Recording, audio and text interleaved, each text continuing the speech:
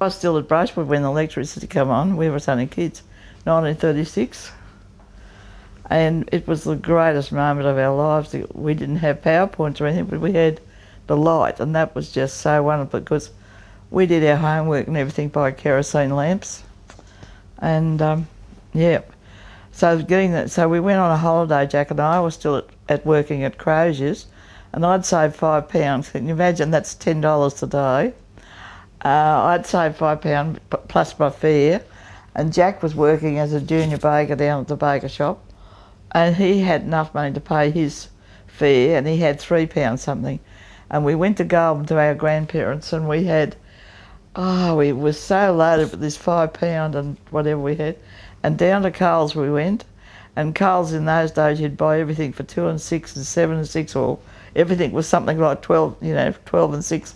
And I bought Mum an iron for 7 and 6 and a tea set, and Jack bought Dad a hammer for 5 shillings or something. And home we came with our wonderful thing. We'd spent nearly all our money in the first couple of days buying things to bring home. I can still remember that. But Mr. Eisenhower over at the back, Henry Eisenhower, he gave, he let us cut in on his post that he took the electricity across the railway line, and he let us hook up from his, connection, the council, whatever, hooked it up. So that was how we could afford to have the light on.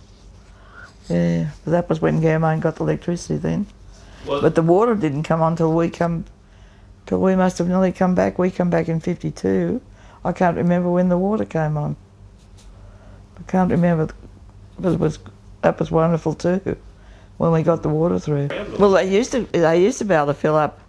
They used to come down to the government tank and get water for the water. And then the trains, they had an overhead tank, big overhead tank where the trains filled up from. But I don't remember. That would have been pumped from the government tank up to the railway, and the trains would fill up. One of the best highlights of being in Ganmain was, apart from other things, we had a lovely time. Tennis Wednesday afternoon, we'd push the prams, and you don't see nothing of that today. And we'd have night tennis, and they could always tell when Gwen and Wyn were playing, and Shirley Garlington and that. We'd have a ball. Then we'd sit in the blessed little old shed with the spider webs and eat June Hetherington's cream cakes and play tennis and take all the weight off, and then sit down and eat all the great supper. And we'd have the best times, I don't think there's any of that fun like that we had, what we call fun, Yeah, but what was I thinking of there when I said that? I know what I was going to say. I was on the P&C. We said P&C where they were, big meetings they were in those days. And George Cameron got up and said, well, he thought that we should work for a swimming pool in Ganmain. And I was trying to think, is it 1976, I think, the swimming pool? 72, I think. 72, is it? I think, yeah. If I tried to work it out, I would be a thing. That would be right. And Barty Quinn was president of the main committee, and I was president of the auxiliary, the ladies' committee. And George Stevens, I can hear him today like I was sitting here in this room. He said, come the annual meeting, and they said nominations for presidents and blah, blah. And he said, well, why change horses when you never change horses in the middle of the stream? And so Barty and I were presidents right through, yeah. And the big joke was that Barty and I were supposed to be going to jump in the pool when it was open. And I'd been 3 weeks in Calvary Hospital, came home. I got home that day, the doctor didn't want to let me home. And I came home, I can remember swaying on my feet.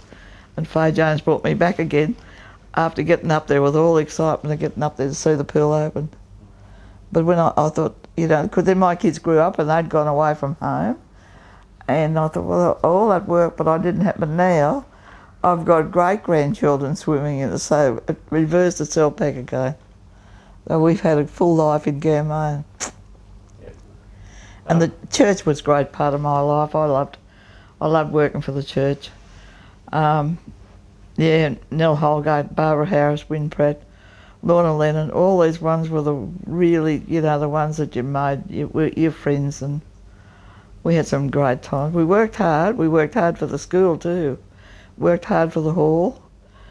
We battled to keep the hall going, and all the weddings and that has been the Red Cross rooms of the hall. And they were great affairs, you know, 12 and 6 a head for a wedding. Compare that with today's prices. Oh, God. What do you think about the hall at the moment? Oh, unbelievable. Unbelievable. Yeah, I just think the hall today is just a credit to the committee that's kept on from where we gave it.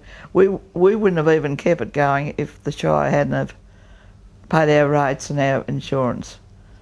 That was how it stayed till we had a public meeting one night to say they'd have to demolish it or do something.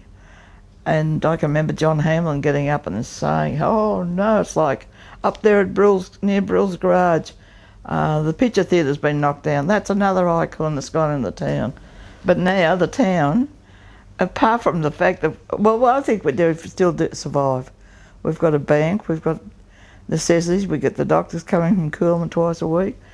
Wow, we've got a new chemist in town, which is absolutely, and he's a lovely man. We've still got the best baker shop in the west.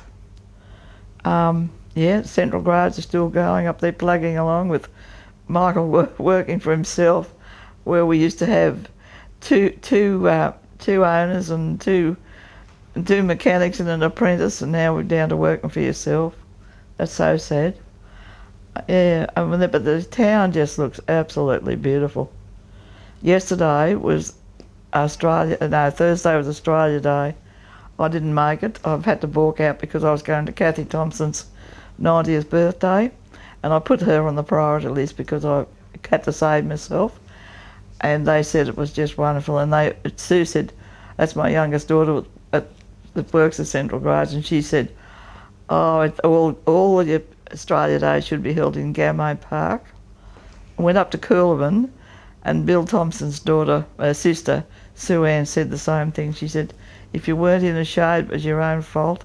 They didn't need any marquees. It was just the Progress Association excel themselves with their beautiful breakfast, and so the lovely compliments about Ganmain.